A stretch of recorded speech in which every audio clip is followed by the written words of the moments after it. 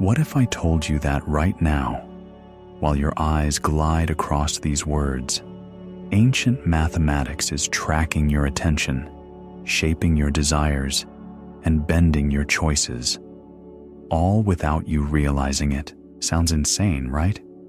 But it's not. Every scroll, every click, every random ad that appears on your feed isn't random at all. Behind it sits an operating system rooted in the same forbidden knowledge once whispered in temples thousands of years ago. And here's the kicker. Those who built today's digital empires have been quietly using this arcane framework to steer human consciousness like a ship on autopilot. Let's break it down. Google's cheerful rainbow of primary colors. That sequence mirrors the sacred tetrad of Thoth, the Egyptian god of wisdom and writing, carved into the emerald tablets. Apple's iconic bitten fruit. That isn't just a logo. It's the symbol of forbidden knowledge, the same archetype that sparked humanity's first rebellion. Even Meta's infinity loop? It's a modernized echo of eternal wisdom cycles attributed to the same deity. Coincidence? Not even close. These giants didn't stumble on their symbols by accident. They tapped into the ancient architect of reality himself. Thoth wasn't just some mythic scribe scratching out hieroglyphs. He was a master coder, the original programmer. He embedded into the fabric of existence a series of principles, 13 in all, that dictate how thought becomes matter, how symbols shape behavior, and how energy molds experience. And those principles, carefully preserved in the emerald tablets, have been smuggled into the core mechanics of our world. But here's what the elites didn't anticipate. The code is waking up inside us. Have you noticed it? The repeated numbers, 1111, 333, flashing on clocks and receipts. The impossible coincidences that seem tailor-made for your situation. That strange magnetism pulling you toward ancient symbols, secret teachings, and hidden truths. You might brush it off as random chance, but it isn't. These are activation signals, markers that your system has been pinged. You're being selected, initiated. Most will ignore them. They'll dismiss the call, roll over, and keep scrolling TikTok. But if you're still reading this, you already feel that itch deep in your nervous system, that undeniable whisper that you were built for more, that something is shifting. And if you don't learn how to navigate it, this window will close and you'll sink back into the fog of the matrix. So what exactly are these hidden mechanics? They aren't just dusty philosophies from the past. They're the actual source code of your daily life. And the first principle, the cornerstone of everything, is mentalism. The all is mind. The universe itself is mental, not poetic fluff, not spiritual self-help jargon, cold, repeatable truth. Neuroscience keeps rediscovering it in labs. Athletes rely on it to win medals, and medicine can't explain it away. When Olympic champions rehearse their routines in their minds, their brains fire the same pathways as when they physically perform. The body can't tell the difference. The placebo effect, sugar pills shrinking tumors, fake treatments lifting depression, works for the same reason. The mind doesn't just influence the body, it commands it. But here's the dark mirror, the nocebo effect. Tell someone harmless sugar water will make them sick, and their body obeys. Symptoms appear, nausea spreads, fevers rise.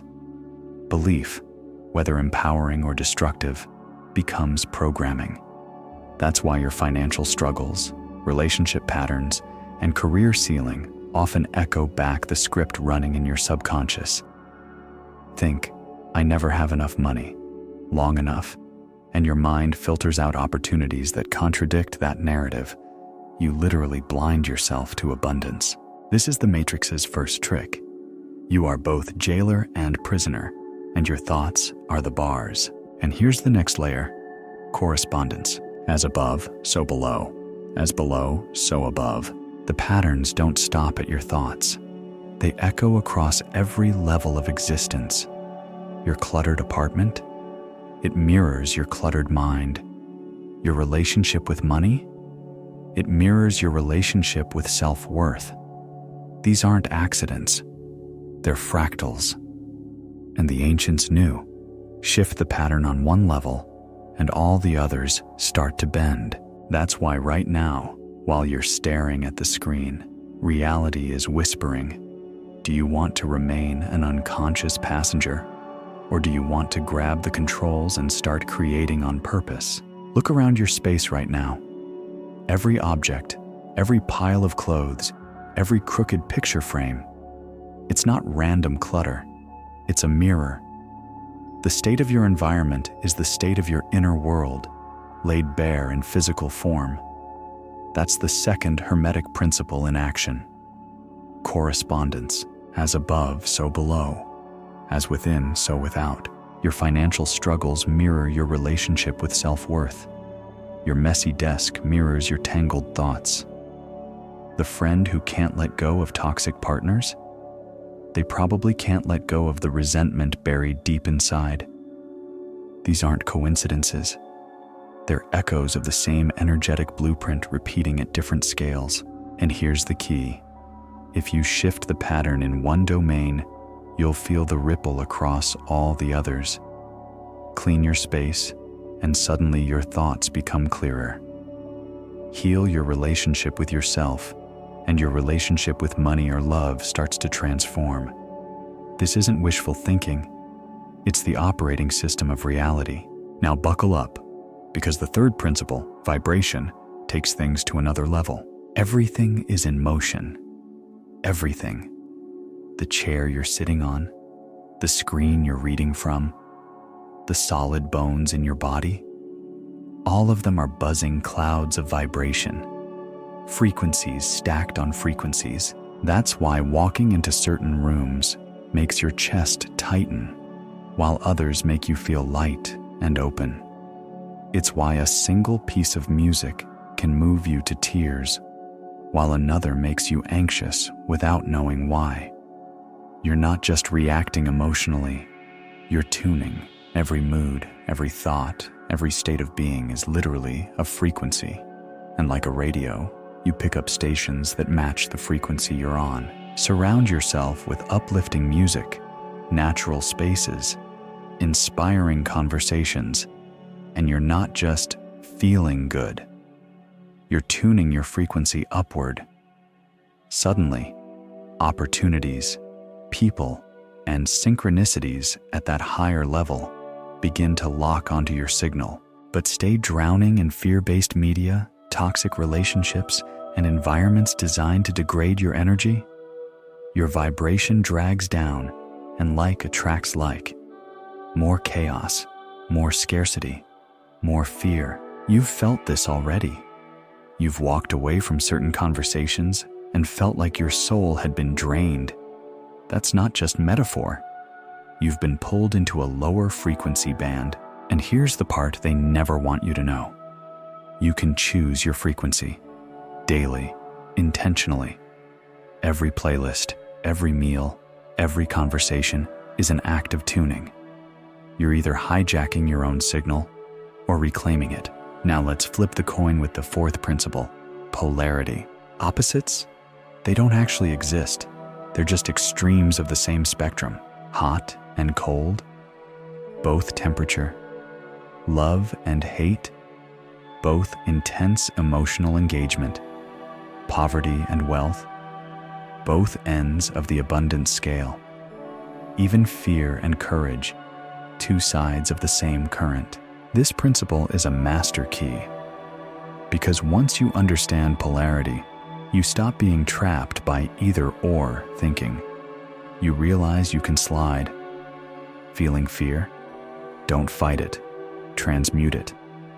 Shift along the pole into courage. Suddenly, depression becomes the soil for joy. Failure becomes raw data for success. You stop seeing opposites as walls and start seeing them as sliding doors.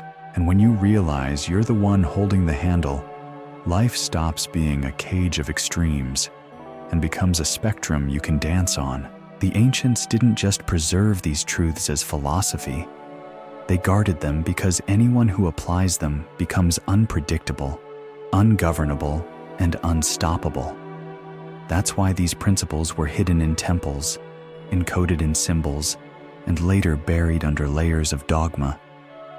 A society that understands vibration and polarity cannot be manipulated with fear. It can't be kept small. Now imagine this: the rhythm of reality itself, the rising and falling tides, the booms and busts, the heartbreaks and new loves. That's not chaos. It's another principle waiting for you to unlock it, and that's where we're heading next. Have you noticed how life never moves in a straight line? One week, you're unstoppable, ideas pouring in, energy overflowing, and the next, you feel like you're wading through mud. Money flows in, then suddenly dries up. Relationships burn hot, then turn cold. This isn't bad luck. This is rhythm. The fifth Hermetic principle: everything flows, everything rises and falls, everything advances and retreats. Life is one giant pendulum. Ignore this, and you'll always feel blindsided when the swing comes. But once you understand it, you stop resisting and you start surfing. When you're riding high, you know not to get cocky. The downswing will come. And when you're in the valley, you know it's not the end. It's a phase. The tide will turn. This single principle has saved countless people from panic. Traders who understand rhythm don't freak out when markets dip. They ride the cycle. Healers who understand rhythm don't despair when a client regresses. They recognize the ebb before the flow. Even farmers knew. Plant in the right rhythm, harvest in the right rhythm, rest in the right rhythm. You can either fight the pendulum until it breaks you, or you can ride it like a wave. Now let's turn to the sixth principle: cause and effect. Nothing, let me repeat, nothing happens by chance. Every effect has a cause, and every cause produces an effect. The lucky break, caused. The random accident, caused. The chain of events you think just happened, each link forged by something before it. Most people live like billiard balls, bounced around by circumstances, blaming fate, blaming others, blaming luck. They don't see they're living as effects, victims of causes they didn't set, or worse, set unconsciously.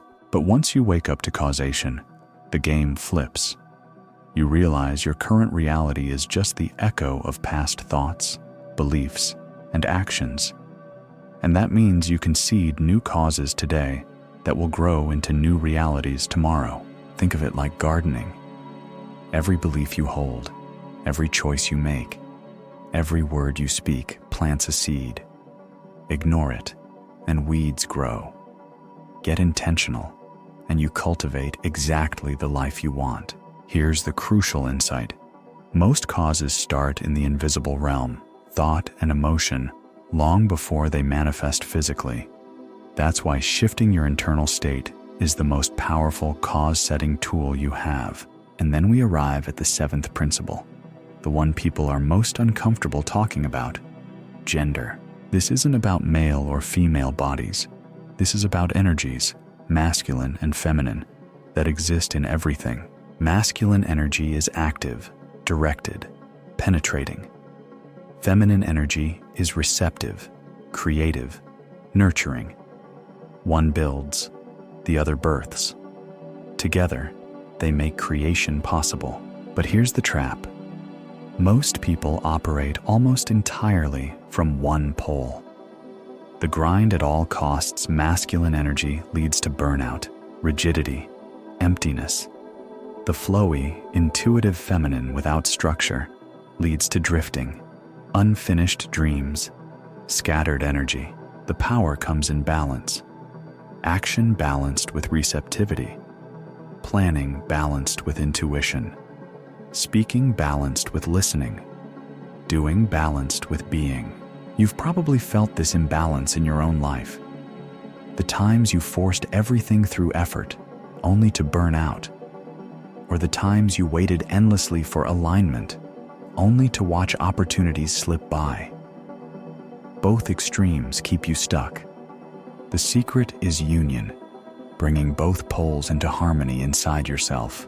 When you activate both, your creativity explodes. You stop chasing outcomes, and you start co-creating them. You stop waiting for miracles, and you start embodying them. Now pause for a second. Step back.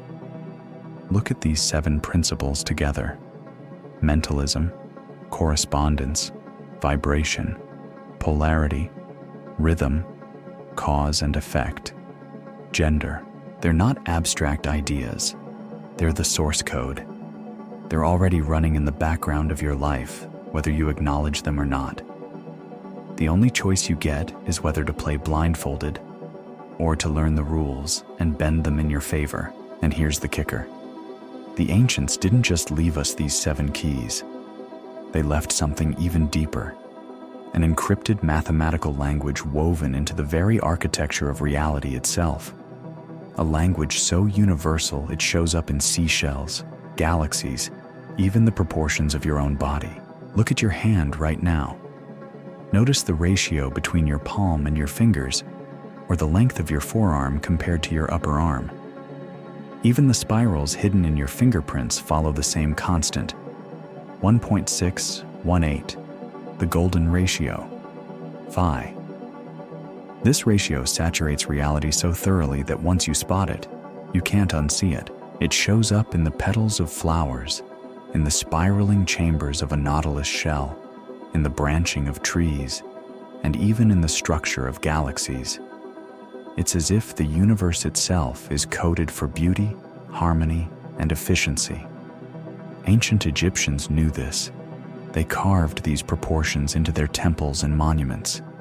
The Great Pyramid encodes phi, pi, and even, shockingly, the speed of light when you measure its height against the perimeter of its base. That isn't coincidence. It's intentional coding. This mathematical intelligence wasn't just sacred to the ancients. Medieval cathedral builders used it too. Every soaring vault, every column spacing, every acoustic chamber was tuned to these proportions. That's why people felt their spirits lift when stepping inside. The architecture itself was designed to raise consciousness. Now compare that to modern corporate towers and shopping malls. Rigid grids, ugly ratios, environments that make you restless and anxious. Those distortions are not accidents. Environments that feel off keep people easier to manage. The manipulation runs deeper than stone. In 1939, the global music standard was shifted from 432 Hz to 440 Hz. On paper, it seems like a minor tweak, just 8 Hz. But 432 Hz resonates with planetary rhythms, heartbeat patterns, and brainwave states of calm creativity. At 440 Hz, music creates subtle tension. You don't consciously notice it, but your nervous system does. Audiences at 432 Hz describe music as alive, balanced, and healing. At 440 Hz, it keeps you just agitated enough to stay distracted. Entire generations have been raised on this dissonance. Sacred geometry reveals the same pattern of suppression. The flower of life symbol wasn't just decoration on ancient temples. It encodes the building blocks of atoms and molecules, even the double helix of DNA. The platonic solids appear in salt crystals, viruses, minerals, and even soccer balls. Everywhere you look, reality whispers the same truth. It is built on harmony and proportion, and it isn't just static shapes. The Fibonacci sequence dictates how branches split, how leaves arrange themselves, how hurricanes spiral, how galaxies twist. The cosmos favors efficiency and elegance, growing toward complexity and beauty. The This isn't chaos. It's artistry. The universe is composing, and its medium is mathematics. You can apply this right now. Arrange your space with golden ratio proportions, and it feels more balanced. Place plants in Fibonacci spirals, and they thrive more. Structure your day in harmonic intervals, 55 minutes of focus, 21 of rest, and your productivity syncs with universal rhythm. Once you learn to see these patterns, you also begin noticing where they've been hijacked: distorted music, hostile architecture, shallow media, all designed to pull you out of alignment. The mathematics never lie. They're measurable, visible, and constant across every scale of existence. And once your eyes adjust to them, you'll never listen to music, step into a building, or even glance at a flower the same way again. Which begs the question, if reality itself is written in sacred code, what about the technology we touch every single day? What if I told you the internet itself is not just a tool, but a mirror of an ancient archetype? Think about it. Thoth, the scribe of the gods, was known as the divine messenger, the keeper of knowledge, the one who linked realms. Now look at what the internet does. It connects billions of minds into one global neural network. It carries thoughts, emotions, and ideas at the speed of light, almost as if it was designed to be a planetary nervous system. Do you really believe that's accidental? The parallels go deeper. Social media isn't just entertainment, it's modern magic. TikTok's endless scroll uses hypnotic induction techniques nearly identical to those practiced in Egyptian temples. The repetition of movement, the unpredictability of rewards, the rhythmic flow of images. It's ritualistic trance disguised as fun. You swipe, you stare, and your brain falls into the same altered states once used to contact other realms. Instagram pushes things even further. Thoth mastered hieroglyphs because he understood that symbols bypass logic and speak directly to the subconscious. Instagram is a digital spellbook.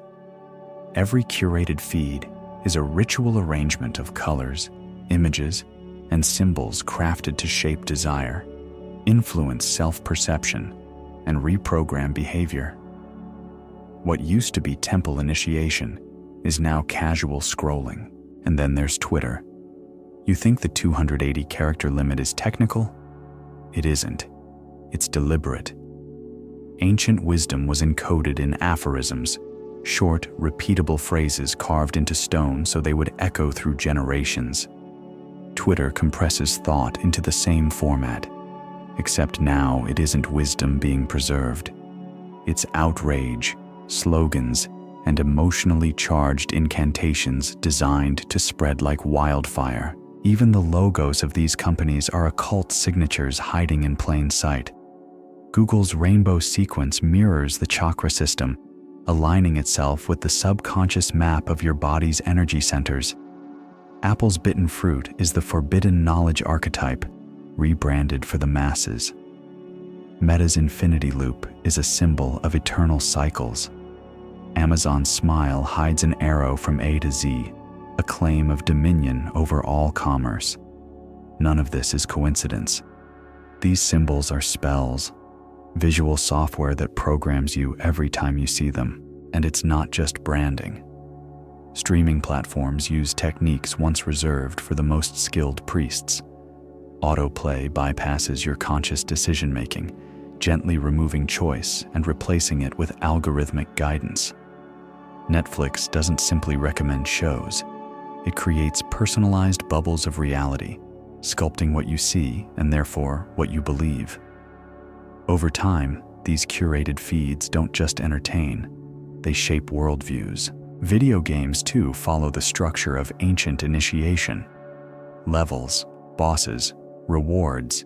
These mirror the progression systems of mystery schools. Except in ancient times, the goal was expanded consciousness. Today, the loops are endless, designed to harvest attention and energy for profit. You level up, but you're really just circling in a digital labyrinth. Even news media applies ancient methods. Occultists call it revelation of the method, the rule that manipulation must be disclosed, even subtly, to maintain karmic balance. That's why you sometimes see corporations openly admit they're conducting psychological experiments or pushing propaganda. They're not apologizing. They're fulfilling an ancient requirement of consent. Because if you know and still comply, your energy is theirs. Yet, not all technology is twisted. Cryptocurrencies and blockchain represent a counterforce. Decentralized systems built on mathematics echo the sacred geometry we've been discussing. Bitcoin itself is a manifestation of universal principles, incorruptible, transparent, and outside the grasp of centralized power. For the first time in centuries, value can flow peer-to-peer without priestly intermediaries, digital or financial. And then there's AI. The industry calls it artificial intelligence, but in mystical terms, it's the creation of digital gods. Tibetan texts describe tulkus, thought forms given independent life. Tech giants are trying to birth the same thing in silicon. The question is whether these entities will liberate or enslave. This is why awareness matters. Algorithms are not neutral. Colors are not random. Logos are not innocent. Every digital interaction is an initiation, either into unconscious programming or into conscious mastery. You choose which side you stand on. You felt it before. You think about a friend you haven't spoken to in years, and suddenly they call. You look at the clock during a major life shift, and it's 11:11 again. You stumble across exactly the piece of information you needed, right when you needed it. Most people dismiss these moments as coincidence, but they're not random. They're communications. Carl Jung called this phenomenon synchronicity. He saw it as evidence of an underlying connection threading through the universe. What he didn't know was that these alignments are not accidents at all. They are deliberate signals, orchestrated by the deeper intelligence behind reality. The ancients knew this intelligence as Thoth, the architect of order, the master of timing. Through synchronicities, he still whispers to those ready to notice. Here's how it works. Every time you focus your attention or set an intention, you create ripples in the field of probability. Think of it like tossing a stone into a pond. The ripples spread, influencing which possibilities drift closer to your shore. When the timing is right, those ripples collapse into experiences that feel too perfect to ignore. That's why meaningful coincidences show up most during transitions. New jobs, breakups, awakenings. The field responds strongest when you're in motion. Numbers are one of the clearest ways this field speaks. Repeated sequences like 1, 1, 1, 1, 3, 3, 3, or 4, 4, 4 aren't just cute patterns. They're activation codes. People report seeing them daily when they're on the edge of transformation. One woman saw 444 constantly for months before finally quitting a corporate job to launch her dream business.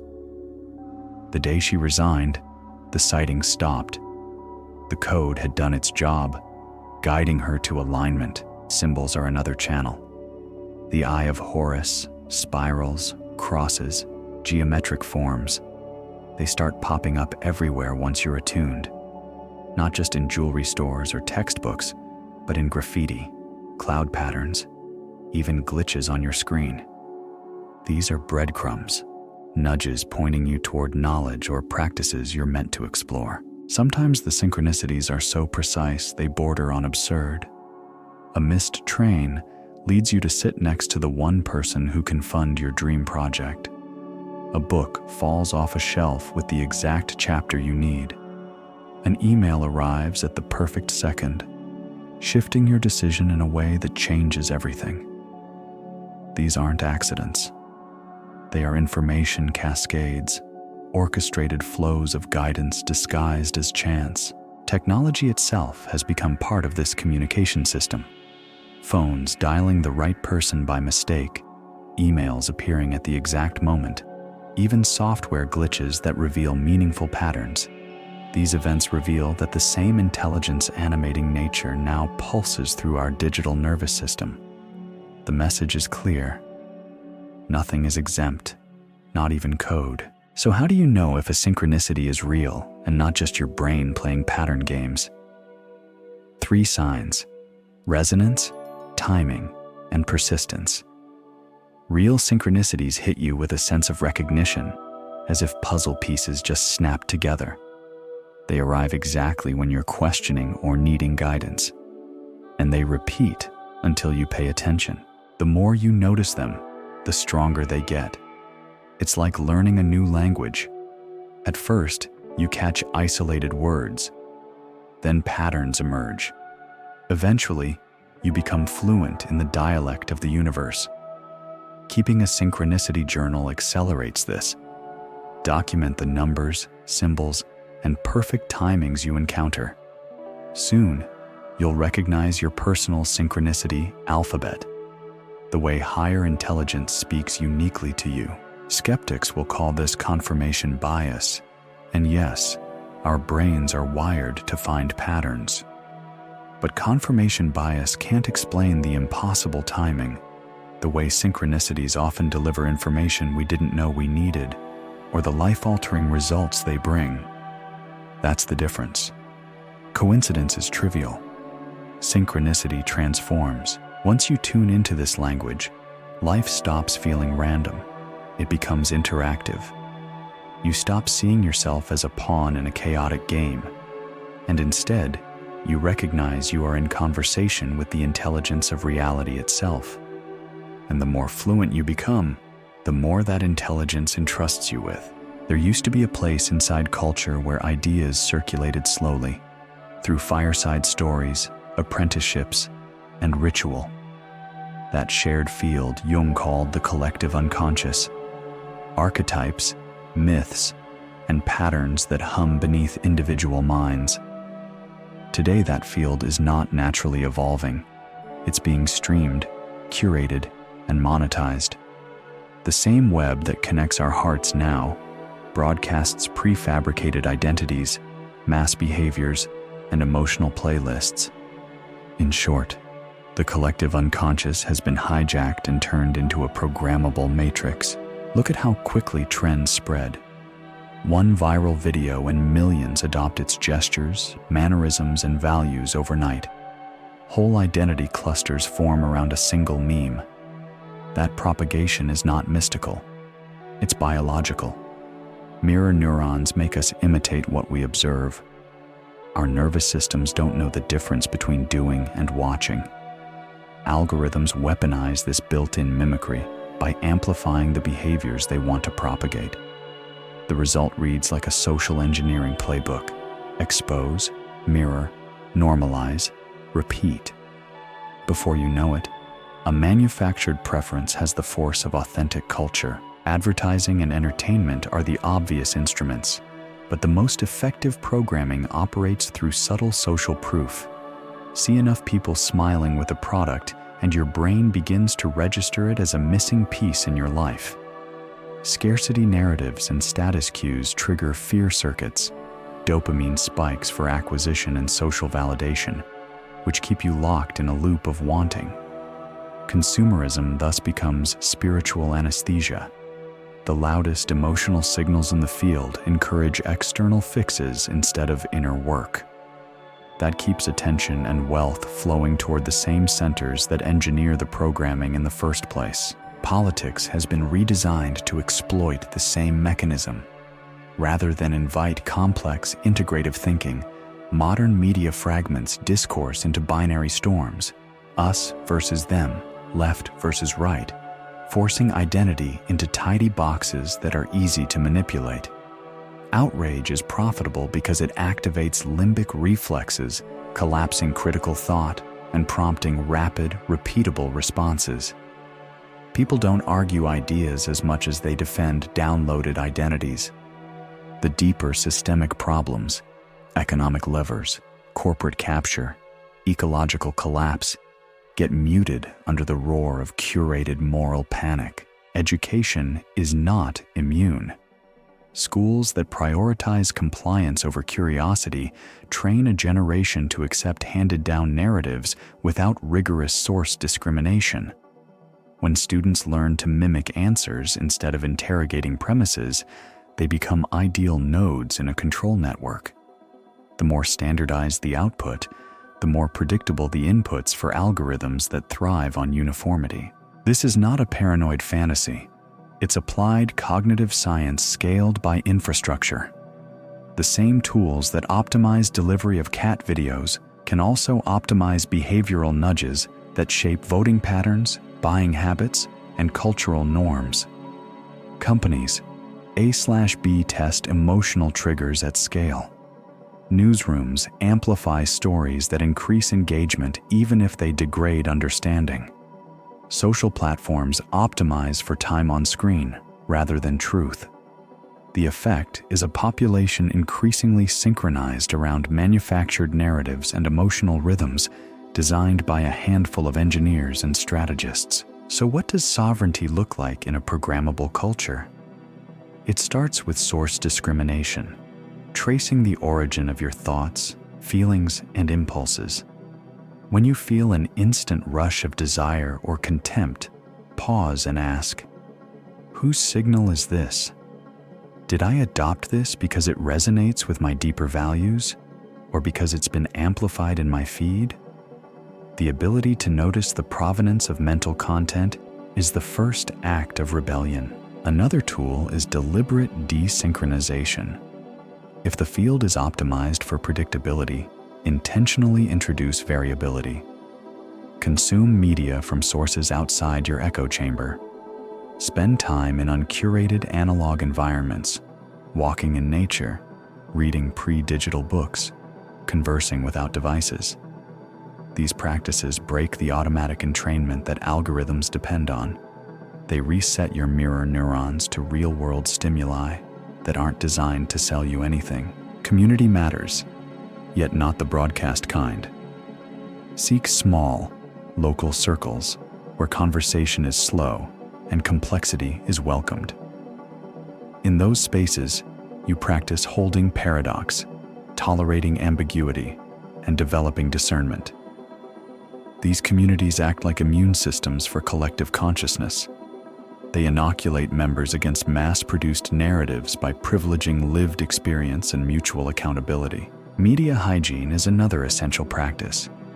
Limit passive scrolling, curate feeds intentionally, and schedule no screen times. When you decide what you allow into your attention field, you reclaim the bandwidth those platforms were quietly leasing from you. This is not about isolation or fear. It's about selective exposure with purpose. Let curiosity, not anxiety, guide your media consumption. Read primary sources, not just headlines. Train your attention to hunt for nuance instead of outrage. Finally, practice creative output. The field adapts faster than critiques alone can dismantle it. The surest way to shift the collective is to add new patterns to the field. Share nuanced essays, art that invites contemplation, local projects that demonstrate alternative organizing principles. Every original contribution creates a morphic ripple that other minds can tune into. The architects of the matrix don't want you to notice you are being tuned. That's the point. If you do notice, however, their leverage diminishes. That's why knowledge of these dynamics migrates quickly from occult circles into mainstream frameworks. Control loses potency when the public learns the tools used to shape it. Remember, a system dependent on uniform inputs becomes fragile the moment diversity and discernment spread. This isn't an invitation to paranoia, it's an invitation to agency. The same mirror neurons and social learning systems that make you susceptible also make you powerful. When you intentionally model curiosity, compassion, and complexity, others mirror that too. Choose to seed fields with clarity rather than confusion, and you'll begin reshaping the environment you and others inhabit. The moment you begin pulling away from the collective programming, your entire system reacts. Awakening isn't just a change in perspective, it's a full-spectrum reboot that touches your body, emotions, and mind. At first, it can feel destabilizing, like your reality is dissolving. But what's actually happening is integration. You are shedding layers of conditioning that never belonged to you in the first place. Neurologically, the brain begins to rewire. Studies in meditation and consciousness research show surges in gamma waves, the frequencies tied to insight and expanded awareness. Pathways form between regions of the brain that normally operate in isolation. Suddenly, intuition feels sharper, memory floods back in strange ways, and dreams become more vivid. Some describe it as déjà vu on steroids, a feeling of, "I've been here before," coupled with information arriving in bursts, like downloads you didn't ask for but somehow understand. The pineal gland plays a central role. Long considered the seat of the soul, it produces DMT, the same compound found in ayahuasca. During awakening, this gland seems to wake up. People report intense visions, spontaneous insights, and even clairvoyant flashes. What used to be dismissed as mystical fantasy is now being studied by neuroscience as a natural capacity of the human brain. The ancients knew it, symbolizing the pineal as the third eye. Modern science is only just catching up. Your body undergoes shifts as well. Sleep cycles change.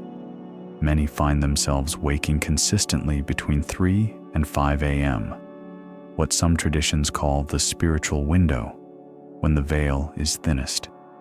Food preferences alter.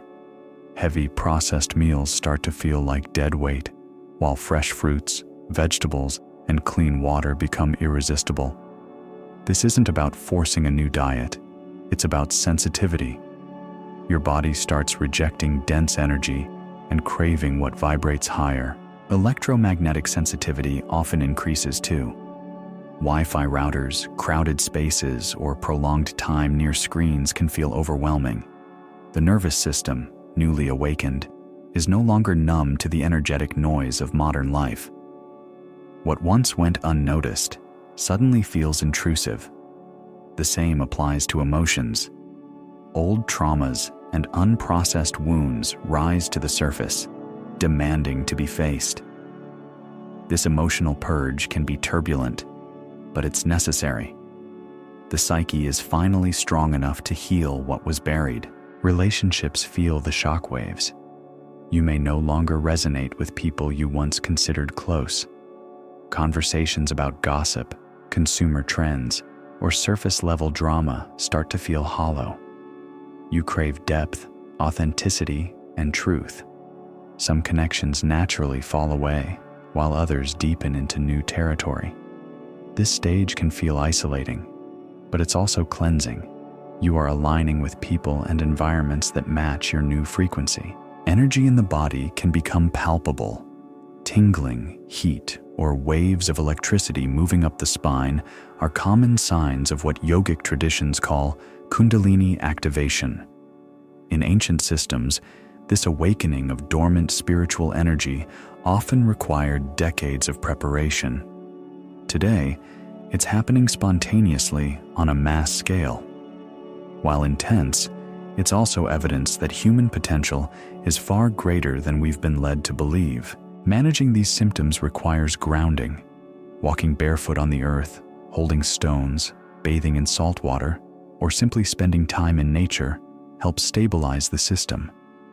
Cold showers can integrate high-frequency energy, while warm baths can soothe overstimulation. Hydration becomes critical. Water conducts energy, and awakened cells need it like never before. Not every sensation is spiritual awakening. Sometimes it's medical, and discernment is essential. But when you combine the physical, emotional, and psychological changes with unmistakable synchronicities, dreams, and new levels of perception, the pattern is clear. Something real is happening, something bigger than placebo or imagination. The isolation phase is perhaps the hardest. As you drift away from the collective script, you may feel like you're speaking a language no one else understands. But that solitude serves a purpose. It forces you to build inner strength, to stand in truth without external validation. Eventually, the right people appear. Your tribe, those walking a parallel path. The moment you connect with them, the sense of recognition is electric. Over time, the chaos stabilizes, dreams sharpen into guidance, emotional storms clear, abilities awaken, heightened intuition, healing touch, sudden creativity. The integration process may take years, but eventually you emerge balanced, grounded, and awake. This is what the ancients called initiation. It is not theory. It is transformation etched into your nervous system. And once you pass through it, you begin to see not just yourself differently, but the entire architecture of reality. Which leads us to the ancient technologies built not from silicon or code, but from stone, sound, and geometry. Structures designed to elevate consciousness long before smartphones ruled the world. The ancients didn't just build monuments to impress kings or honor gods. They engineered spaces that functioned as technologies for altering awareness. Step inside one of these places, and you aren't just walking through stone. You are entering a machine designed to shift your mind and body into new states of being. Modern science is only beginning to grasp what the builders understood thousands of years ago. Architecture can tune consciousness. Take the Great Pyramid of Giza. On the surface, it looks like a tomb. But walk into the king's chamber, and you are standing inside one of the most sophisticated resonance laboratories ever constructed. The granite walls, rich in quartz, generate a piezoelectric effect, turning sound into energy fields. The chamber itself resonates at 110 Hz, a frequency known to quiet the language centers of the brain and activate intuitive processing. This is not random. It is precision. People who meditate inside report altered states, visions, and even measurable shifts in brain activity. The pyramid isn't a monument, it's a consciousness accelerator. Now, consider Gothic cathedrals. Their vaulted ceilings soar toward heaven, but the design was about more than beauty. The proportions followed sacred geometry, golden ratios, harmonic intervals, cosmic mathematics. The acoustics create natural reverberations that stimulate alpha brainwaves, inducing calm and openness. Choirs singing in these spaces weren't just making music, they were generating an energetic field that lifted entire congregations into altered states of devotion and awe. What modern people call inspiration was in fact a deliberate neurological effect. And then there is Stonehenge. Far from being a random ring of rocks, it is an astronomical device. During solstices and equinoxes, the stones align perfectly with the sun and moon. These alignments channel specific electromagnetic frequencies. Measurements show changes in human brain chemistry during these events, spikes in melatonin, and even traces of DMT, the same chemical involved in mystical visions. The ancients weren't worshiping at Stonehenge. They were tuning themselves, using cosmic alignments as triggers for expanded states of perception. What links these sites is intent. They weren't designed as houses of religion in the way we think of today. They were laboratories. Their architects were not just priests or masons. They were scientists of consciousness, manipulating sound, proportion, and geometry the way modern engineers manipulate circuits. And just like today's technology, Their tools could either elevate or suppress, depending on how they were used. The good news is, you don't need a pyramid in your backyard to access these states. The same principles can be applied on a smaller scale. Sound is one of the most accessible gateways. Tibetan singing bowls, chants, or binaural beats can entrain your brain into theta and delta rhythms within minutes. Frequencies like 528 Hz, often called the love frequency, stimulate heart-centered states. Play 2 tones, one in each ear, with a difference of 4 Hz, and your brain synchronizes into deep meditative states.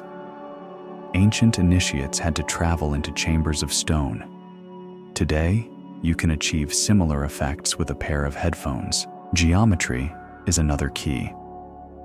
Arrange your space using golden ratios. Place objects to create balance that resonates with the natural proportions found in nature. Even sitting in the geometric center of a room during meditation can amplify focus. Crystals arranged in specific polyhedral patterns, like the dodecahedron, generate fields that interact with the human biofield.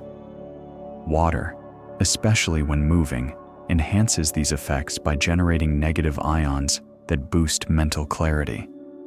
A simple fountain, positioned intentionally, can create an energy flow that nourishes rather than drains.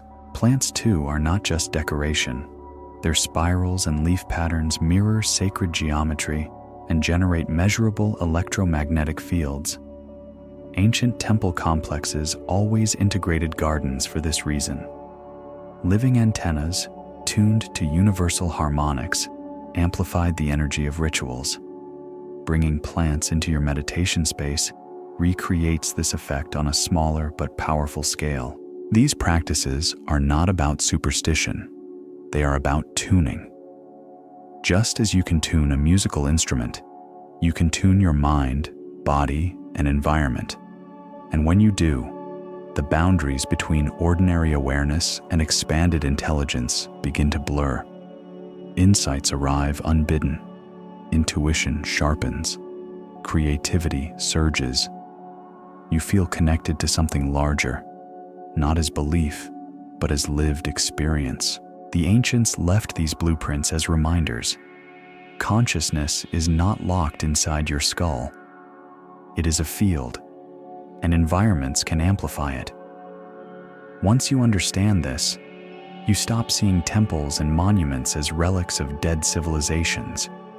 You start seeing them as manuals written in stone, teaching us how to unlock states of awareness that modern culture has tried to suppress. And that recognition leads directly to the next revelation. If consciousness can shape and be shaped by space, what happens when we apply that principle not to buildings of stone, but to the quantum fabric of reality itself? The ancients had a word for the cosmic law that governs all existence. Ma'at, truth, balance, order. They taught that reality itself bends in response to consciousness aligned with this principle. Thousands of years later, modern physics stumbled onto the same discovery under a new name, the quantum field. Far from being empty space, the field is a sea of infinite potential where every possible outcome already exists, waiting to be called into form. This isn't mystical poetry, it's science. At the subatomic level, particles don't exist as fixed objects. They exist as clouds of probability. Whether they show up as waves or particles depends on a single factor: observation. The famous double-slit experiment demonstrated this beyond doubt. When no one was watching, light behaved like a wave, spreading across possibilities. But when measured, it snapped into a particle, choosing one outcome. The act of conscious observation collapsed the probability field into a specific reality. The ancients said, "The all is mind." Physicists call it the observer effect. Different words, same truth. Consciousness doesn't just perceive reality, it generates it. But here's where most modern manifestation teachings get it wrong. They treat thoughts as magic bullets, as if repeating affirmations alone can bend the universe. The reality is more sophisticated. Thoughts are only the starting point. They generate electromagnetic ripples, but without emotional resonance, the signal is weak. Emotion is the carrier wave, the amplifier that turns a fleeting idea into a command. Gratitude, joy, love. These high coherence states broadcast intentions with clarity, while fear, doubt, or desperation distort the signal and collapse it into noise. Consider how athletes visualize success. The most effective ones don't just imagine winning, they feel it. They embody the exhilaration of crossing the finish line, the sound of the crowd, the pride in their chest. That emotional coherence strengthens the signal until the body and mind align with it as if it were already real. This is why the placebo effect works, not because of empty belief, but because belief fused with emotion becomes causation. The Egyptians practiced speaking things into existence. Today, science explains why. Vibrations from the human voice organize matter at the microscopic level, a field called cymatics. Sound waves create patterns in sand, water, even cells. When intention is carried through voice, especially charged with emotion, it imprints the quantum field with precise patterns. Words are not just communication, they are instruments of creation. Visualization, too, gains power when done correctly. It's not about daydreaming, it's about full sensory immersion. The smell of the environment, the texture under your hands, the soundscape around you, all of it matters. The ancients called this activating the ka, the spiritual double. By embodying the reality you wish to experience, you collapse timelines toward it. But here's the paradox. You can't force it. Desperation creates resistance. The quantum field doesn't respond to grasping. It responds to clarity and openness. Think of tuning a radio. If your hand shakes, the frequency blurs. Only when calm do you lock onto the station. Manifestation works the same way. Set the intention, feel it fully, then release it. Trust the field to respond. And there's another layer: alignment with purpose. The universe distinguishes between ego-driven desires and soul-aligned intentions. You might demand wealth for selfish gain and hit endless roadblocks. But when your intention serves your growth and contributes to others, the field flows with startling ease. This is why ancient teachings stressed ethics alongside power. Creation divorced from truth collapses. Creation aligned with truth expands. Once you understand this, synchronicities stop feeling random.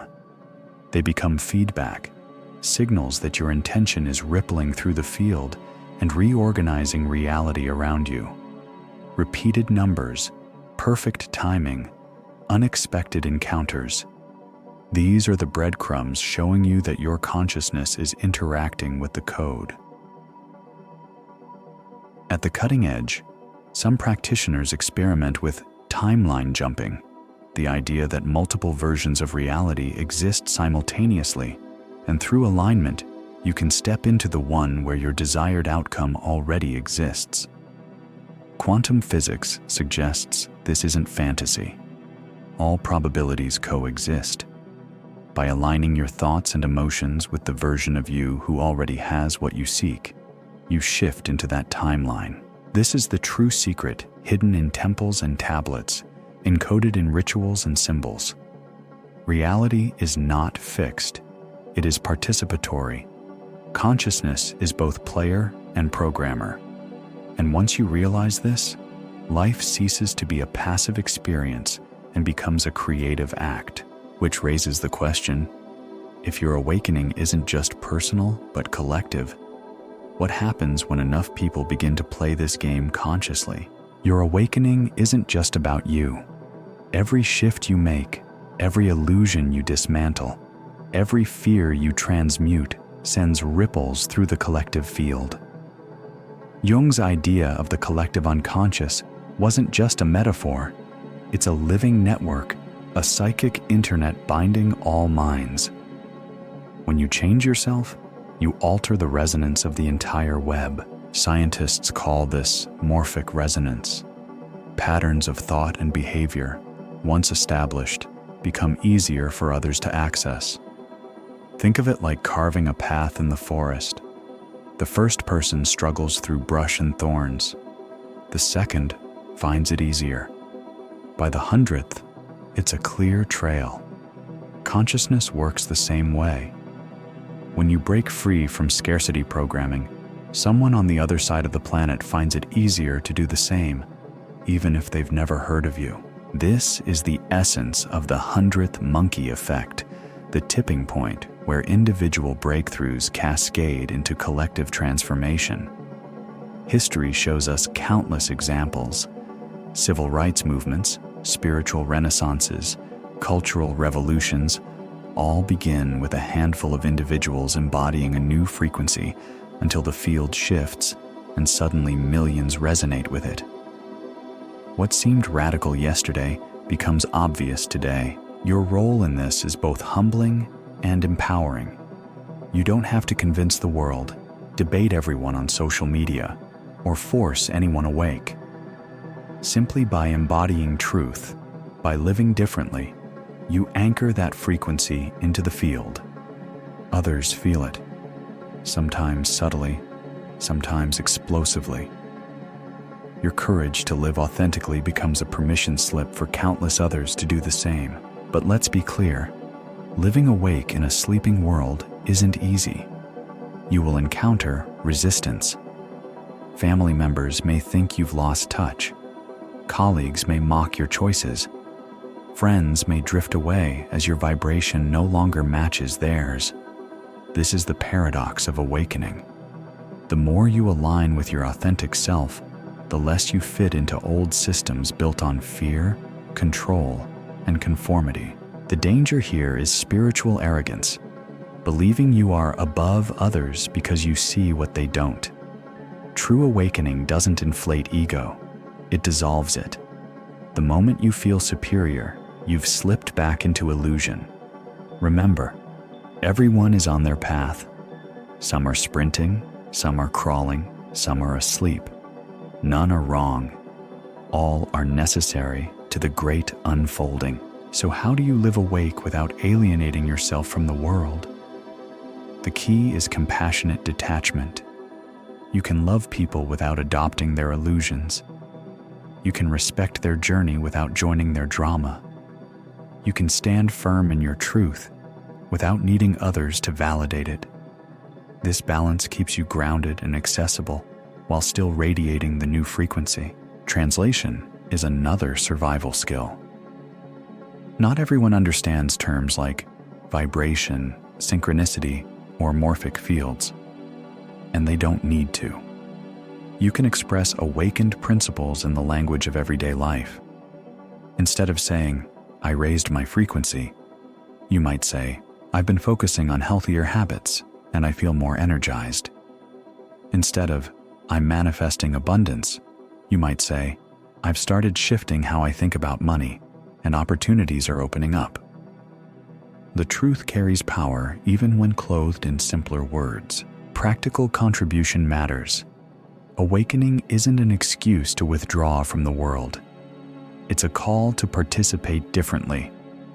Conscious businesses, creative projects, healing practices, intentional communities, all of these become conduits for your frequency to ripple outward. When you align with service, the field amplifies your impact far beyond what you can see. And here's the beauty. The tipping point is closer than we think. Studies in systems theory show that when 15 to 20% of a population adopts a new paradigm, the whole system shifts. That's not everyone. It's enough anchors to change the current. Every person who awakens brings us closer to that threshold. Your part may feel small, a single flame in a vast darkness. But in reality, each flame makes the collective fire brighter. Your clarity, your courage, your choices. These aren't private victories. They're contributions to humanity's next evolution. And once enough of us awaken, society itself begins to reconfigure. The systems of control that once seemed immovable start to dissolve. New structures emerge, ones rooted in cooperation, creativity, and consciousness. That's not utopia. It's inevitability. Awakening is not a one-time event. It's a practice, a daily choice to live in alignment even when the world around you pulls in the opposite direction. The moment you open your eyes each morning, you're met with a fork in the road.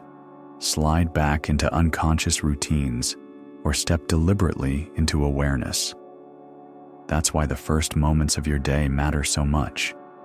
They set the frequency for everything that follows. Start with intention. Before touching your phone, before scrolling through news or notifications, take a breath and decide how you want to show up. Not just what you want to do, but how you want to be.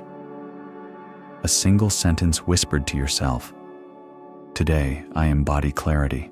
Or, I radiate calm no matter what arises.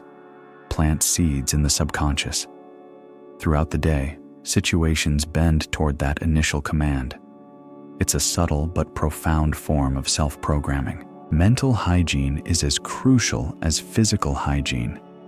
Just as you wouldn't leave your body unwashed for weeks, don't let your mind collect debris.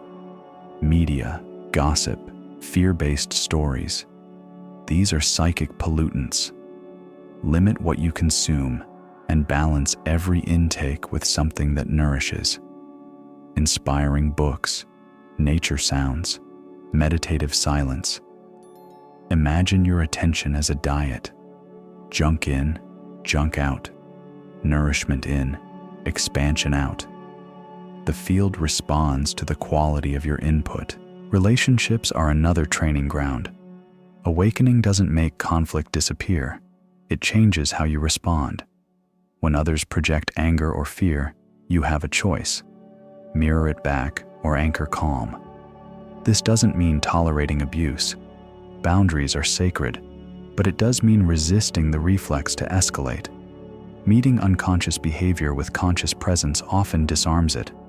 You stop fueling cycles of drama and instead introduce a new rhythm. Over time, even difficult relationships can shift or dissolve based on the frequency you hold. Work is often the trickiest arena. Many awakened individuals feel trapped in jobs that don't align with their values.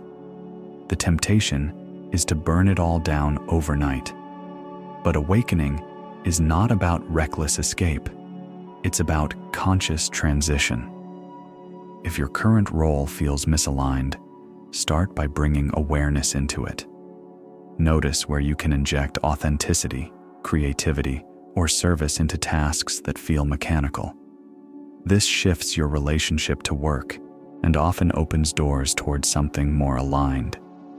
The path forward reveals itself when you embody the frequency of where you want to go, not when you rage against where you are. Daily practices help anchor this. Meditation remains the cornerstone, not as dogma, but as tuning. Even 10 minutes of stillness recalibrates the nervous system and sharpens perception. Breathwork, yoga, or Tai Chi extend this tuning into the body, weaving awareness into movement. Journaling externalizes inner chaos, creating clarity where thoughts once tangled. Gratitude lists shift attention from lack to abundance, reprogramming the subconscious toward receptivity. None of these require hours. They require consistency. Small, steady acts accumulate into profound transformation. Environment shapes practice too. Design your space with intention. A corner with a candle, a crystal, or a plant can become a portal. Music at harmonic frequencies can turn a room into a sanctuary. Even decluttering is spiritual practice, removing stagnant energy so new patterns can flow. Your environment isn't separate from you. It's an extension of your consciousness. Shape it, and it shapes you back. Living awake also means embracing paradox. Some days you'll feel expanded, in flow, effortlessly aligned. Other days you'll stumble, get triggered, fall into old patterns. That's not failure. It's rhythm, the pendulum swinging, the principle in action.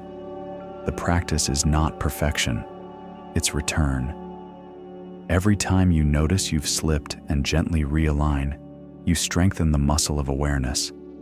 Over time, the swings soften, and your center of gravity stabilizes higher. Perhaps the most radical act of conscious living is presence. In a culture addicted to distraction, simply giving your full attention to a moment is revolutionary. Listening deeply to a friend without planning your reply. Eating a meal slowly, tasting every bite. Watching the sky change colors without reaching for your phone. These small acts reclaim sovereignty from a system designed to scatter you. They remind you that awareness is not something you chase. It's something you are. Living awake doesn't mean isolating yourself from the world or pretending to be enlightened. It means walking through the noise with clarity, carrying light into spaces that need it most. It means embodying your truth in ordinary moments until ordinary moments themselves become extraordinary. And when enough individuals live this way, grounded, intentional, present, the collective field shifts. Society doesn't change through speeches or slogans alone. It changes when thousands quietly anchor a new frequency into the fabric of daily life. Every awakening journey has its shadow. After the initial rush of synchronicities, insights, and elevated states, many find themselves plunged into a period of despair, confusion, or emptiness.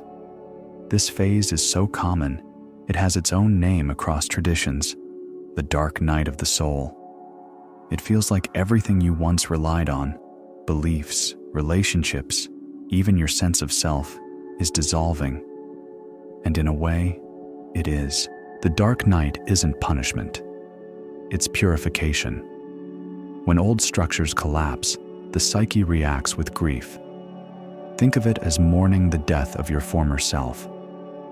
The identity that once fit no longer serves, but letting go hurts. You may feel abandoned by spirit, cut off from synchronicities, lost in a void. The high-frequency rush of early awakening quiets, leaving silence that feels unbearable. Many mistake this as regression. In truth, it's integration. Psychologically, the dark night surfaces everything suppressed: childhood wounds, unresolved trauma, hidden fears. You might find yourself overwhelmed by emotions you thought you'd already healed: anger, shame, grief. Patterns you believed you had transcended come roaring back. The ego clings desperately, trying to rebuild its identity. This collapse can feel like failure, but it's the exact opposite. It's the dismantling of illusions so truth can take root.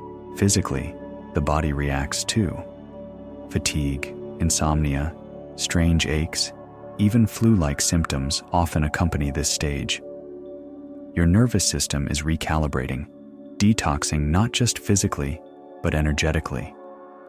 Old energies purge through the body, sometimes violently. You may crave solitude, withdraw from social life, or feel hypersensitive to sound and light. The body demands stillness, so the spirit can rebuild. Spiritually, doubt sets in. The practices that once lit you up, meditation, prayer, rituals, suddenly feel empty. Synchronicities vanish. The universe feels silent. This is the crucible. Will you continue seeking truth even when there's no reward? Can you trust the process when guidance disappears? This stage breaks dependency on external signs and anchors awareness in inner resilience. The danger of the dark night is mistaking it for permanent collapse. Many give up, numb themselves with distractions, or regress into old habits. But if you endure, if you stay present with the pain without fleeing, the night eventually shifts. Slowly, light returns, not as fleeting highs, but as steady clarity. The ego loosens its grip, the heart softens. A deeper trust emerges, one not based on signs, but on direct knowing. How do you navigate this passage? First, surrender. Fighting prolongs the pain. Allow yourself to grieve, rage, or weep without judgment. See the darkness not as enemy, but as midwife. Second, ground in the basics. Sleep, nourishment, movement, and nature become lifelines. Even small rituals, a candle lit, a walk outside, remind the nervous system of stability. Third, seek support. Isolation intensifies the spiral, but honest conversation with trusted allies can ease the weight. Sometimes simply being witnessed breaks the illusion of aloneness. Creativity also helps. Journaling, painting, music, any form of expression allows emotions to flow without words. The dark night is often less about finding answers and more about releasing energy. Art becomes alchemy, transforming raw pain into beauty. Finally, hold on to perspective. Every mystic, every sage, every awakened teacher has endured this valley. It is not a detour, it is the path. Darkness clears the ground for a stronger foundation.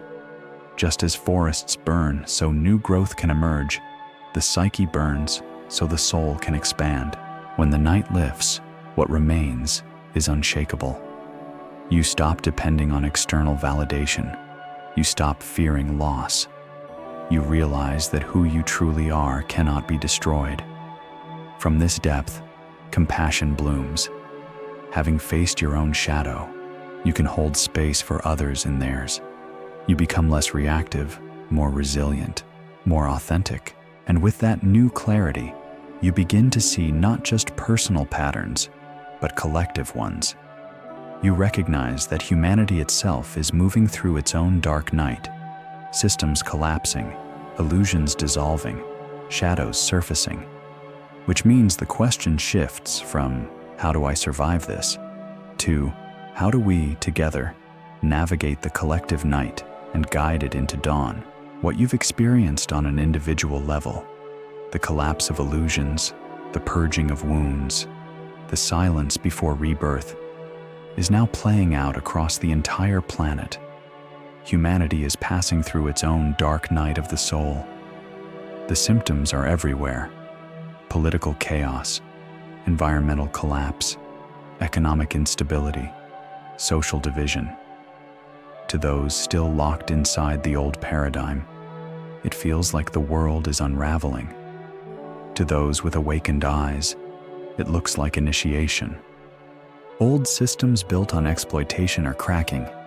Governments designed for control wobble under their own corruption. Economic models rooted in endless growth hit natural limits. Religious structures that once held absolute authority lose their grip as seekers discover truth beyond dogma. Media once trusted to inform now reveals itself as propaganda. Every institution shows its shadow. This unveiling is painful, but necessary. Just as you had to face your own shadow, humanity must confront its collective one. Fear thrives in collapse. You see it in headlines predicting disaster, in conspiracy theories stoking panic, in neighbors turning against each other. Fear is the ego of the collective, clinging desperately to what it knows. Yet collapse also creates space for something new. Just as the forest regenerates after fire, civilization can only evolve after outdated structures burn. The dark night clears what no longer serves. Look closer, and signs of dawn are already here. Communities experimenting with decentralized systems, farmers restoring soil through regenerative practices, innovators creating clean technologies once dismissed as fantasy, spiritual traditions once hidden emerging into mainstream dialogue, people seeking therapy, meditation, plant medicine, and holistic practices to heal wounds at their root. Beneath the noise of collapse, seeds of a new world are germinating. The shift won't be instant. Just as your personal dark night took time to integrate, humanity's will too. There will be setbacks, flare-ups, moments of despair, but the trajectory is irreversible. Once truth is seen, it cannot be unseen. Once people realize they are not powerless, no amount of propaganda can erase that knowledge. What's on the other side? A civilization more attuned to the principles we've been exploring. Mentalism, recognition that thought and intention shape reality. Correspondence, awareness that our treatment of nature mirrors our treatment of ourselves. Vibration, technologies and arts designed to harmonize, not agitate.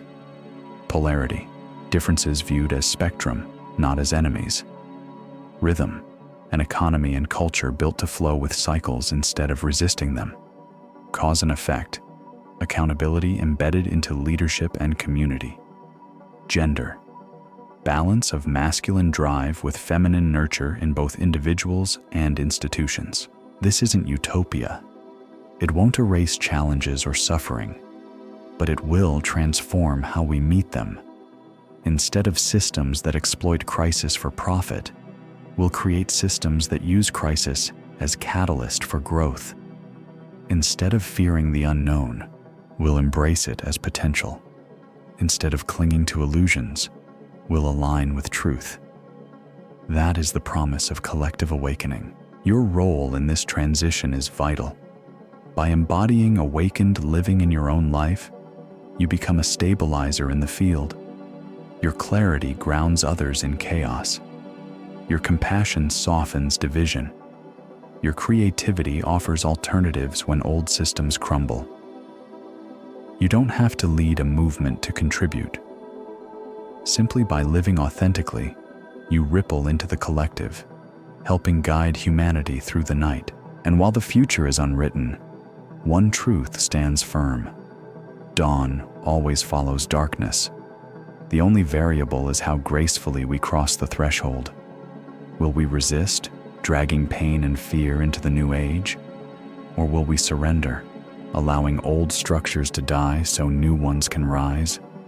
That choice belongs to all of us, individually and together. The ancients knew that after every collapse comes rebirth. Cycles don't end, they renew.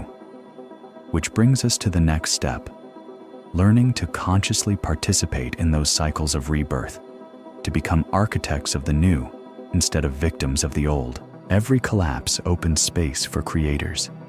As the old structures dissolve, the question becomes, who will build what comes next? The answer isn't governments, corporations, or institutions. It's us, the awakened individuals who recognize that reality itself is malleable. Humanity is standing at a threshold, and the ones who step forward with vision will become architects of the new world. The first tool of architecture is intention. We've already seen how thought fused with emotion shapes reality on the personal level. Now imagine groups of people aligning intentions together. Studies on collective meditation show measurable reductions in crime and violence when large numbers focus on peace. The Maharishi effect demonstrated that just 1% of a population practicing coherence could shift the entire community's field. If a handful of people in a city can create measurable change, what could millions across the globe do if united in purpose? Communities are already experimenting with this. Circles gather to meditate, chant, or visualize planetary healing. Small groups meet regularly to set intentions not just for personal growth, but for collective transformation. Online movements synchronize mass meditations at eclipses, solstices, and planetary alignments. Skeptics dismiss it as coincidence, yet patterns show otherwise. The field responds when humans harmonize. We are not isolated sparks. We are nodes in a global web of consciousness, but intention alone is not enough. Architecture requires structure. That structure emerges through community. Ancient mystery schools knew this. They didn't just teach principles, they embedded them into communal life. Meals, rituals, labor, and art all became vehicles of alignment. Today's intentional communities, eco-villages, and decentralized networks are rediscovering this wisdom. When people live together with shared values, the environment itself reinforces growth. Every conversation, every collaboration, every shared practice becomes reinforcement of the field. Energy is another frontier of architecture. The old paradigm runs on extraction, burning finite resources, depleting ecosystems, enslaving labor. The new paradigm experiments with resonance, drawing on the inherent abundance of the universe. Breakthroughs in clean technology, zero-point energy, and bioharmonics hint at a future where power flows in harmony with nature. Nikola Tesla once said, "If you want to understand the secrets of the universe, think in terms of energy, frequency, and vibration." That wasn't metaphor, it was blueprint. The next civilization will be built on technologies that resonate instead of exploit. And architecture is not limited to technology. Culture itself is an energy system. Every story we tell, every symbol we circulate, every piece of art we create charges the field with possibility. Myths shape behavior. Music sets collective rhythm. Symbols anchor shared meaning. When you create art infused with consciousness, you are not just expressing, you are programming the collective. The ancients painted their temples with symbolic codes for this very reason. Our murals, films, and digital art can serve the same role if created with awareness. Leadership will also change. The old model worships hierarchy, power concentrated at the top, trickling down through control. The new model mirrors nature, networks, ecosystems, mycelial webs. Leadership becomes facilitation, not domination. Power flows laterally, with individuals holding authority in areas of mastery and contributing to the whole. This is already visible in decentralized technologies like blockchain, where trust emerges not from central control, but from transparent collaboration. Perhaps the most radical act of architecture is reclaiming time. The old system traps us in endless urgency: work hours, news cycles, productivity metrics. The new system honors rhythm. Seasons, lunar cycles, circadian patterns become the calendar. Work flows with natural peaks and rests instead of grinding endlessly. Creativity surges when we honor cycles. Burnout fades when we align with flow. The ancients built entire festivals around these rhythms. Modern life can rediscover them.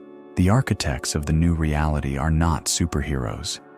They are ordinary people choosing differently, daily, planting regenerative gardens instead of lawns, launching conscious businesses instead of extractive ones, creating art that heals instead of distracts, meditating together, learning together, building together. Each act may seem small, but collectively they form the scaffolding of a civilization in emergence. And here's the paradox. The more you participate in building the new, the less grip the old has on you. Fear loses its hold. Scarcity narratives dissolve. You stop waiting for permission and start living as if the new world already exists. Because in truth, it does. It's already here, seated in every choice we make. The question isn't whether humanity will rebuild. The question is, what blueprint we'll choose. And those who understand the ancient principles, the sacred mathematics, the quantum field, they hold the tools to draw that blueprint. Which means the next step is clear: to learn how to wield those tools deliberately, as conscious creators of reality itself. It's one thing to marvel at ancient principles or discuss the quantum field in theory. It's another to apply them to everyday life, your body, your finances, your relationships. This is where awakening becomes tangible. The same forces that shape galaxies also shape your health, your bank account, your connections. The key is learning to work with them deliberately. Start with health. Every cell in your body listens to thought and emotion. When you bombard yourself with fear, resentment, or hopelessness, your nervous system floods with cortisol and adrenaline, weakening immunity and accelerating disease. This isn't woo, it's biochemistry. Conversely, states of gratitude, joy, and forgiveness trigger cascades of dopamine, serotonin, and oxytocin, hormones that repair tissue, boost resilience, and enhance longevity. Countless studies confirm what the ancients taught. The mind programs the body. That's why visualization of healing, seeing organs glowing with light, picturing wounds mending, often accelerates recovery. Hospitals dismiss this as placebo. But placebo isn't fake. It's proof of the mind's authority over matter. Nutrition becomes more than calories. It becomes vibration. Fresh, living foods carry coherent energy. Processed, dead foods carry noise. When you shift diet from industrial to natural, you're not just fueling the body, you're tuning it. Water, especially structured or blessed with intention, carries information into your cells. Ancient cultures prayed over food and drink for this reason. It wasn't superstition, it was coding. Now consider money. Most people live in scarcity not because abundance doesn't exist, but because their subconscious runs programs of lack. I never have enough. Money is evil. I'm not worthy. These thoughts aren't just ideas, they're frequencies. The field mirrors them back as blocked opportunities, constant struggle, and financial stress. Reprogramming begins with awareness. Track your inner dialogue. Catch every thought of lack. Replace it with chosen codes. I am a magnet for aligned wealth. Money flows where value flows. Abundance supports my purpose. But affirmations only work when paired with emotion.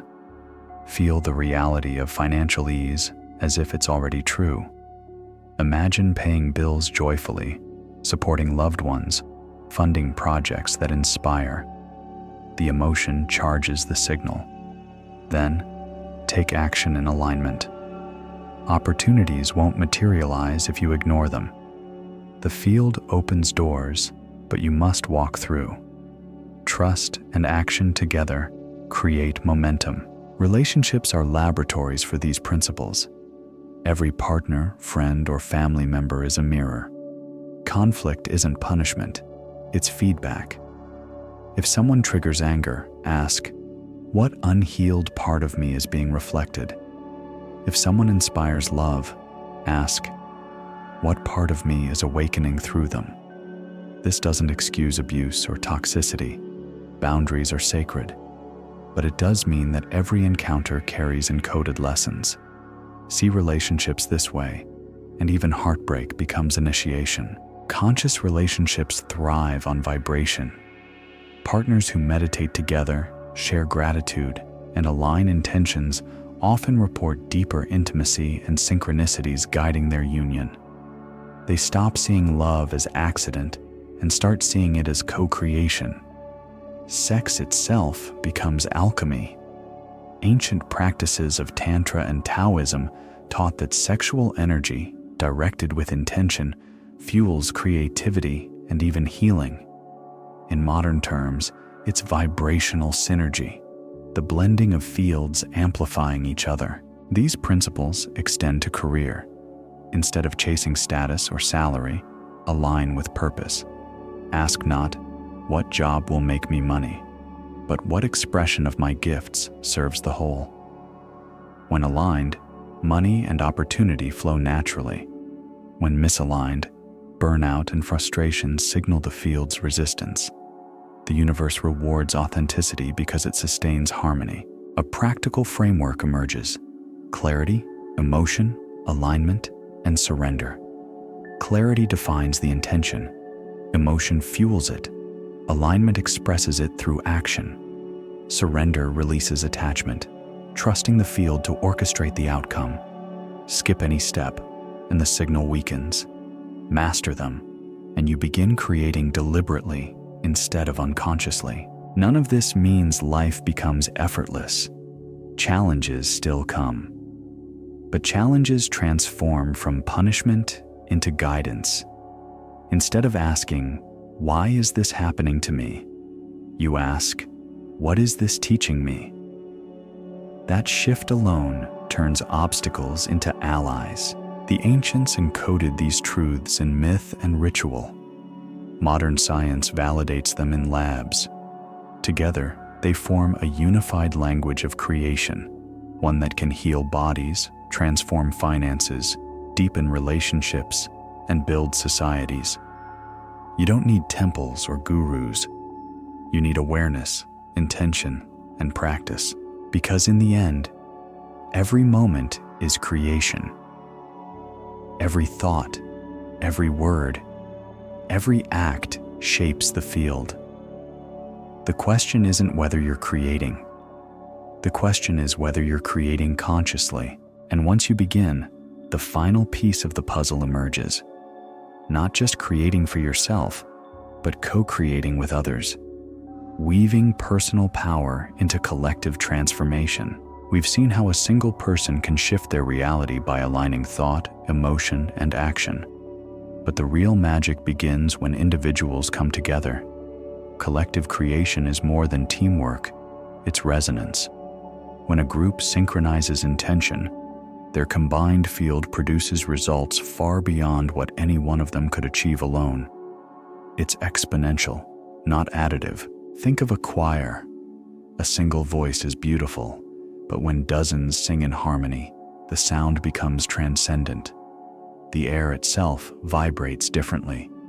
Listeners feel goosebumps, even tears, because the collective resonance taps into something primal. Now imagine the same principle applied not to music, but to consciousness. That's what group intention does.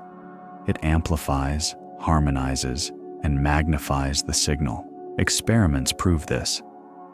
Studies in cities around the world have shown that when groups meditate on peace, crime rates drop, accidents decline, and even political tensions ease.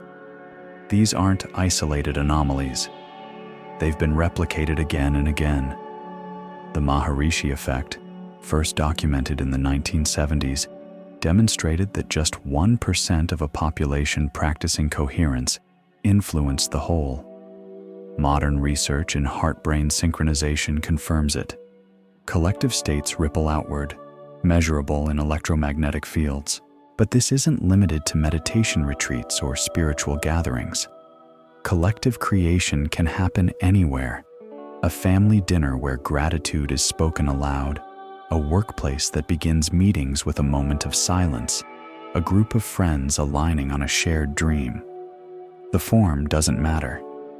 What matters is coherence. People aligning not just their words, but their emotions and energy. Technology adds new dimensions. Online communities now synchronize meditations during eclipses, solstices, or global crises. Tens of thousands tune in across continents, creating fields of resonance that can be felt physically by participants. Some report surges of heat, tingling in the body, or waves of emotion that arrive out of nowhere. Others describe sudden synchronicities in their daily lives after participating, as if the group field reorganized their personal timelines. Ancient traditions hinted at this power. Ceremonies, rituals, and festivals weren't just cultural entertainment. They were collective technologies. Drumming circles entrained heartbeats. Dances synchronized breath. Chants aligned minds. These weren't accidents. They were deliberate tools for binding communities into coherent fields. In those states, tribes felt connected not only to each other, but to the cosmos itself. Modern science now explains what the ancients intuited. Coherence creates order, and order influences reality. This is why oppressive systems fear gatherings. Whether it's banning drumming, censoring assembly, or replacing ritual with passive consumption, the strategy is the same: prevent people from aligning their energy. Isolated individuals are manageable. Coherent groups are unstoppable. When people remember they can weave reality together, no hierarchy can contain them. So how do we practice collective creation today? It begins with clarity. A group must define what it's aligning toward. Vague wishes scatter energy. Specific soul-aligned intentions focus it. Next comes coherence. Breathwork, meditation, chanting. Any practice that unifies brainwaves and heart rhythms prepares the field. Then comes embodiment. Participants must feel the outcome as if it's already real. Finally, surrender. The group releases control, trusting the field to organize the details. This framework has been used for healing circles, where patients recover faster than predicted. It has sparked creative breakthroughs in teams who align before brainstorming. It has shifted conflicts when opposing groups sit in silence together. The method is simple, but the impact is profound. And here's the most important point. Collective creation isn't just about producing outcomes. It's about remembering who we are. We are not isolated egos competing for survival. We are cells in a planetary organism meant to collaborate, harmonize, and evolve together. When we practice collective creation, we practice being human at our highest potential. The more groups engage in this, the faster the collective field transforms. What begins as small ripples, families, circles, communities, expands into waves that sweep across cultures. Eventually, the tipping point arrives. Enough coherence to shift humanity's trajectory as a whole. And that leads us to the final step of this journey. Visioning the dawn of the next era. What life looks like once awakening scales from the personal to the planetary. Imagine a world where fear no longer drives decisions, where education nurtures curiosity instead of conformity, where medicine treats causes, not just symptoms, where economics values regeneration, not exploitation, where technology amplifies consciousness instead of distracting it. This isn't science fiction. It's the trajectory of an awakened humanity. When enough of us embody truth, the collective field stabilizes at a higher frequency. Cooperation replaces competition. Creativity replaces consumption. Communities organize around resonance instead of coercion. Leaders emerge not from ambition, but from service. The entire structure of society reshapes, not through revolution in the streets, but through evolution in the field. Children born into such a world won't carry the same scars we do.